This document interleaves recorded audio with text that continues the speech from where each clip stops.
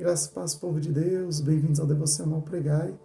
E agora vai ser bem corrido porque nós estamos finalizando 1 Samuel. Hoje é dia de lermos os capítulos 21, 22, 23 e 24 de 1 Samuel.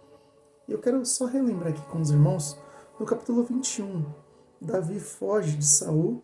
No 22, Davi se esconde na caverna de Adulão. E no mesmo capítulo 22 acontece o massacre dos sacerdotes. Por quê?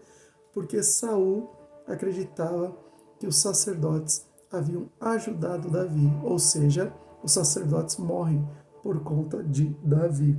No 23, Davi protege a cidade de Keila. No mesmo capítulo 23, Davi se esconde no deserto. E isso por quê? Porque ele fugia sempre de Saul. Já no capítulo 24, Davi poupa a vida de Saul. E é isso que eu quero falar aqui com os irmãos no dia de hoje.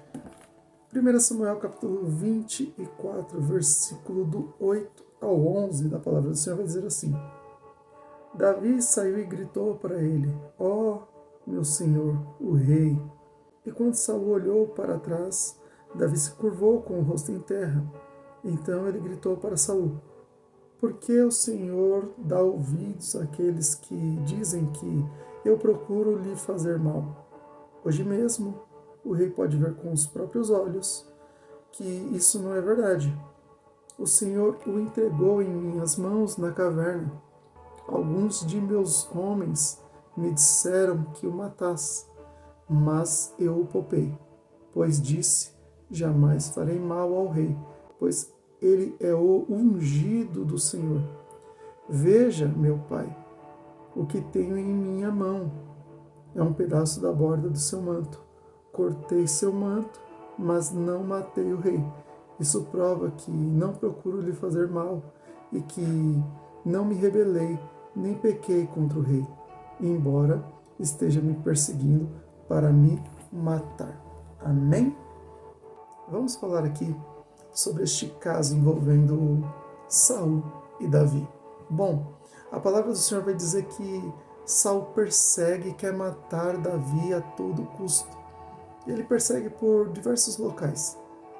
Porém, o Senhor sempre dá uma estratégia para que Davi venha se desvencilhar de Saul. Só que Davi não tinha feito nada para Saul. Simplesmente Davi estava seguindo um chamado cujo qual Deus havia o chamado. E em tudo que Davi colocava as mãos, Deus o fazia prosperar. Deus dava vitória. Isso causou inveja em Saul, ao ponto de Saul querer persegui-lo. Perseguir alguém que sempre estava o servindo ali de todo o coração, se dedicando, entregando o melhor. Mas então por que Saul o perseguia?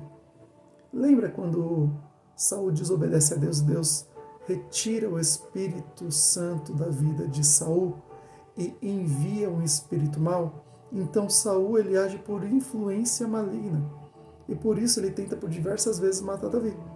Só que ele não vai ter êxito porque Davi ele é cheio do Espírito Santo. Deus havia derramado o Espírito Santo dele sobre a vida de Davi. Então Davi ele sempre era alertado por Deus.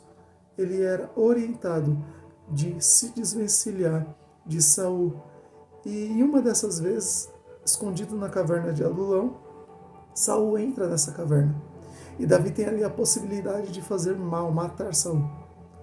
Os companheiros de Davi até dizem para Davi: olha, vai lá e mata ele, é a sua oportunidade, porque Deus entregou ele em suas mãos. Só que Davi olha e fala assim: não, jamais vou tocar no ungido do Senhor. Então Davi não quer tocar em Saul, porque ele sabe que Deus havia ungido Saul a rei em Israel e ele respeitava Saul. O problema não era Davi, o problema era Saul. Mas aí vamos nos colocar na posição de Davi. Se alguém tivesse nos perseguindo tanto, ao ponto de querer nos matar, será que nós pouparíamos a vida dessa pessoa? Será que nós olharíamos e falaríamos assim: olha, é um ungido de Deus, eu não posso tocar? Ou será que faríamos o contrário daquilo que Davi fez? Eu aprendo muito com essa passagem, porque eu entendo que é como diz o provérbio antigo, que dos corações perversos é que surgem as ideias ruins.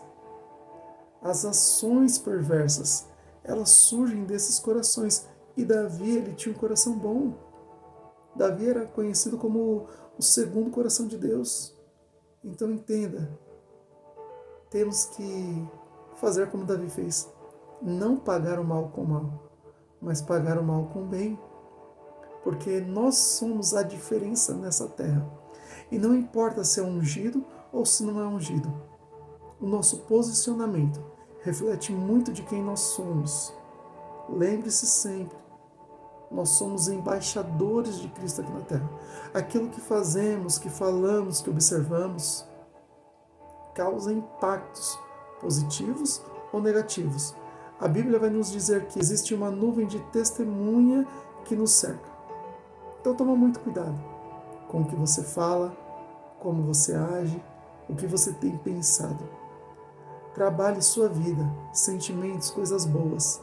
Jamais pense em fazer mal a qualquer pessoa que seja. Amém? Que Deus abençoe a sua vida. Em nome de Jesus.